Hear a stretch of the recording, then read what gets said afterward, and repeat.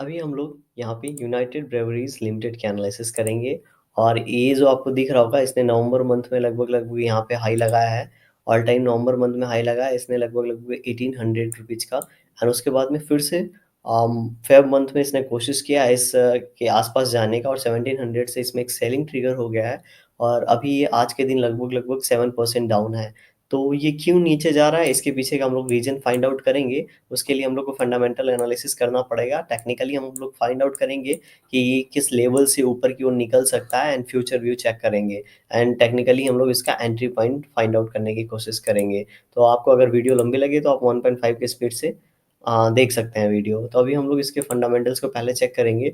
तो यहाँ पे स्टॉक पी 109 है, और 109 बहुत ज़्यादा है। यहाँ पे देखिए ROC 5.23% है, जो कि कम है लेकिन चलेगा, पॉजिटिव है। ROE 3.13% है, जो कि अगेन बहुत कम है। ठीक है। और हम लोग अगर यहाँ से नीचे जाएंगे, यहाँ पे पीयर कंपैरिजन करेंगे, तो इसके यूनाइटेड ब्रेवरीज, इसका जो मार्केट कैपिटल है वो है 36,902.34 करोड़ का, एंड स्टॉक पी चल रहा है 1086। ठीक है। अगर इसको यूनाइटेड स्पिरिट से कंपेयर करें तो इसका मार्केट कैपिटल है 63,929.74 करोड़, एंड स्टॉक पी इसका है 74.76। तो बात मानिए कि जो स्टॉक पी यूनाइटेड ब्रेवरीज का है वो यूनाइटेड स्प्राइट्स का है वो ज़्यादा अच्छा है यूनाइटेड ब्रेवरीज के कंपैरिजन में। ठीक है, क्योंकि बड़ी कंपनी भी है और पी भी कम चल रहा है, तो जो शेयर का प्राइस है वो सही चल रहा होगा। लेकिन अगर उस हिसाब से अगर यूनाइटेड ब्रेवरीज की माने, तो इसका जो भी मार्केट कैपिटल है उसके हिसाब से जो ये अभी शेयर का प्राइस चल रहा है वो काफ़ी ज़्यादा चल रहा है, इसीलिए एक ये पॉइंट हो सकता है इसकी गिरावट में। ठीक है। और भी ढेर सारी कंपनियां हैं, लेकिन हम लोग इन दोनों को कंपेयर कर लिया। अब हम लोग यहाँ पे क्वार्टरली रिजल्ट चेक करेंगे। ठीक है। तो यहाँ पे सेल्स देखेंगे, तो सेल्स यहाँ पे देखेंगे मार्च में यहाँ पे अच्छा खासा सेल्स था। उसके बाद 2 क्वार्टर में थोड़ा सा गिरा। ठीक है। 2 क्वार्टर गिरने के बाद दिसंबर क्वार्टर में फिर से इन्होंने अच्छा यहाँ पे पोस्ट किया है सेल्स। ठीक है। नेट प्रॉफिट अगर हम लोग बात करेंगे, तो नेट प्रॉफिट भी यहाँ पे 91 करोड़ का यहाँ पे अनाउंस किया इन्होंने, जिसको लास्ट क्वार्टर सितंबर से अगर कंपेयर करेंगे तो 80 करोड़ था। उसके हिसाब से यहाँ पे एक हम लोग को बढ़ोतरी देखने को मिला है। ठीक है। अगर दिसंबर क्वार्टर से अगर हम लोग इसको कंपेयर करें तो यहाँ पे 127 करोड़ था, यहाँ पे 97 करोड़ है। ठीक है। तो यहाँ पे इसके हिसाब से कम है। ठीक है, इसके हिसाब से बहुत कम है। और अभी आपको एक चीज़ और नज़र आ रहा होगा कि यहाँ पे ये जो 91 है इससे ज़्यादा है, लेकिन ये जो मार्च था इसमें ज़्यादा इन्होंने बनाया था। उसके बाद से अभी ये इस लेवल को क्रॉस नहीं कर पाए हैं। ठीक है। तो थोड़ा सा यहाँ पे अच्छा खासा प्रॉफिट चल रहा है इनका, नो डाउट, लेकिन थोड़ा सा यहाँ पे प्रॉफिटेबिलिटी में हम लोग को डाउट नज़र जा रहा है। अभी हम लोग और नीचे जाएंगे और इसके लास्ट पिछले 10 साल का जब रिकॉर्ड चेक करेंगे, तब हम लोग को और ज़्यादा क्लियर होगा कि इनका जो भी P&L है कैसा चल रहा है।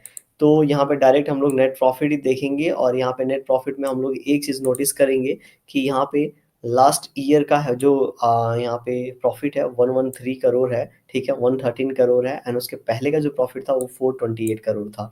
तो ये जो पीछे का रिकॉर्ड है वहाँ से ही असेंडिंग ऑर्डर में आ रहा था, लेकिन यहाँ पे जो मार्च 2020 था, यहाँ पे पहली बार इनका प्रॉफिटेबिलिटी पे असर पड़ा था। एंड उसके बाद जो असर पड़ा है वो लास्ट फाइनेंशियल ईयर में पड़ा है। लास्ट फाइनेंशियल ईयर में इनका बिजनेस बहुत ज़्यादा यहाँ पे नीचे जाता हुआ दिखा है, क्योंकि यहाँ पे जो भी प्रॉफिट इन्होंने पोस्ट किया वो बहुत कम हो गया है। नो डाउट पिछले 4 क्वार्टर का जो यहाँ पे रिजल्ट है 299 करोड़ है। तो आने वाले जो साल का ये जो 2022 है, ठीक है, ये जो फाइनेंशियल ईयर एंड होगा, ये साल का यहाँ पे फाइनेंशियल रिजल्ट अच्छा ये पोस्ट करने वाले हैं, ये यहाँ से पता चल रहा है। तो फंडामेंटली अभी तक मुझे कंपनी सही लग रही है, अगर स्टॉक पी को छोड़ दिया जाए तो। शेयर होल्डिंग पैटर्न अगर हम लोग चेक करेंगे, तो यहाँ पे प्रोमोटर्स देखेंगे। प्रोमोटर्स के पास जो भी माल था उन्होंने अच्छा खासा फिर से जो माल बेच रखा था फिर से खरीद लिया है, जो कि बहुत ही यहाँ पे स्ट्रांग है इंडिकेशन कि आने वाले समय में कंपनी अच्छा कर सकता है, क्योंकि जो कंपनी का माल है उन्होंने वापस खरीदा है। ठीक है।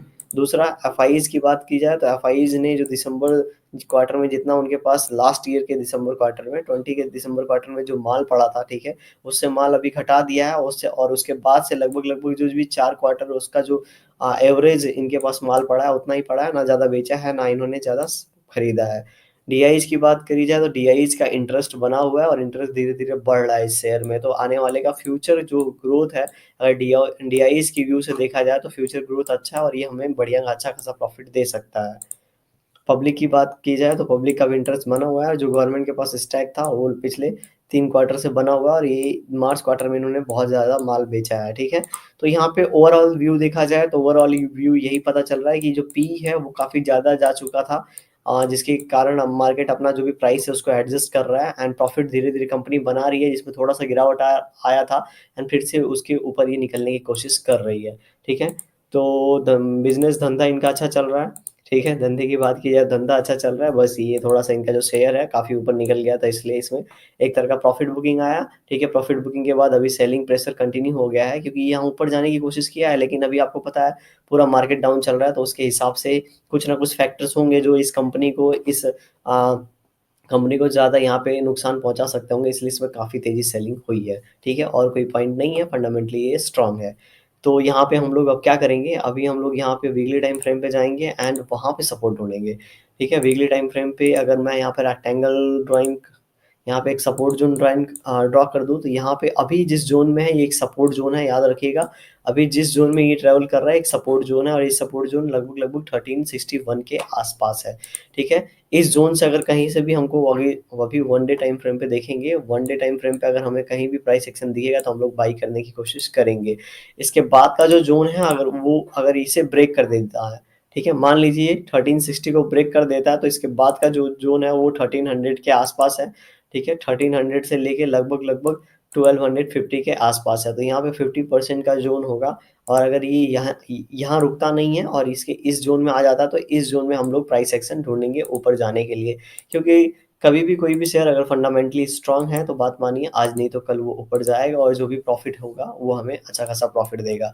तो यहाँ पे आज काफ़ी तेज़ी से इसमें सेलिंग हुई है, जो हमें पता चल रहा है और अगर ये यहाँ से मान लीजिए ऊपर जाता है और इसे ऊपर जाने के बाद फिर से इस लो को ब्रेक करके और नीचे आता है, तो हो सकता है ये फिर इस ज़ोन से वापस जाएगा, ठीक है? तो कभी भी शेयर ऊपर से नीचे की ओर जाता है, तो किस तरीके से नीचे जाता है, तो यहाँ पे हम लोग देख लेते हैं। नीचे आया, फर्स्ट टाइम ऊपर गया, हम लोगों ने नहीं बाय किया, फिर से जब वो नीचे आके ऊपर गया और ये यहाँ पे जब विक को इसने क्रॉस किया है और अपने लो को ब्रेक नहीं किया है, लो को ब्रेक किया होता तो इस लो को ब्रेक करता तो हम लोग बाय नहीं करते, लेकिन इसने लो को ब्रेक करने की जगह अपने हाई को क्रॉस किया और यहाँ से ऊपर की ओर निकल गया। तो इस तरीके से हम लोग सेम सिनेरियो यहाँ पे ढूँढेंगे और फाइंड आउट करेंगे कि जब भी ठीक है?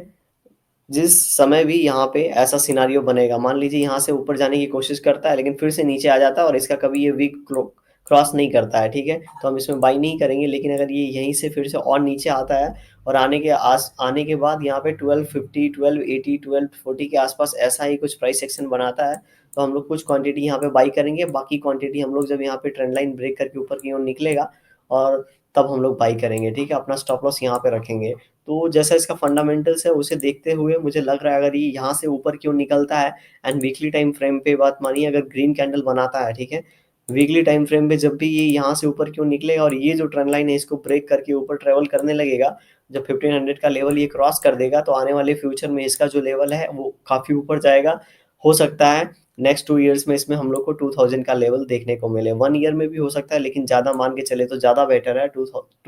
2000 का लेवल हम लोग को इसमें आने वाले 2-3 साल में देखने को 2 साल में मान लीजिए मिल सकता है। ऐसा मैं इसलिए बोल रहा हूँ क्योंकि अगर यहाँ से अगर ये रेंज देखा जाए तो लगभग-लगभग कितने का रेंज है 500 का रेंज है, राइट? अगर ये जब भी इस ज़ोन को ये जो यहाँ पे बना रहा है, ठीक है? इसको जब भी ब्रेक करके ऊपर की ओर निकलेगा तो यहाँ से लगभग-लगभग 1000 का लेवल 1000 का टारगेट देगा तो हमारा 2800 के आसपास का टारगेट निकल के आएगा। तो इसीलिए मैं बोल रहा हूँ आने वाले 1-2 साल में तो ये लेवल को क्रॉस करेगा ही, उसके बाद ब्रेक करता है तो और भी अच्छा खासा हम लोग को लेवल देखने को मिल सकता है। ठीक है? अगर ये यहाँ से निकलता है तो पहला लेवल 1500 फिर 1600 और उसके बाद का 1700 का हमारा टारगेट होगा। अगर इसको यहाँ से नीचे फिर से ब्रेक कर देता है तो हम लोग वेट एंड वॉच करेंगे और फिर कभी ये 1100 के आसपास ऐसा प्राइस एक्शन बनाएगा तो हम लोग बाय करने के बारे में सोचेंगे। देखिए इतना नीचे आएगा नहीं, ठीक है? लेकिन मार्केट के सिनेरियो के हिसाब से हम कुछ बोल नहीं सकते हैं। अगर मार्केट जिस लेवल पे वहाँ से 4000 पॉइंट नीचे जाता है तो ये भी और नीचे आ जाएगा।